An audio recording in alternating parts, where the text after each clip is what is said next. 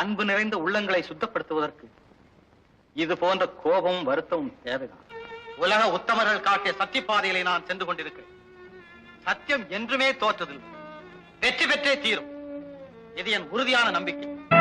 நமது வெற்றியை நாளை சரித்திரம் சொல்லும். இப்படை தோற்கின் எப்படை வெல்லும். நீதிக்கு இது ஒரு போராட்டம், இதை நிச்சயம் உலகம் பாராட்டும். வல்லோர்கள் சுரண்டும் கொல்லாத கொடுமை இல்லாமல் மாறும் ஒரு தேதி.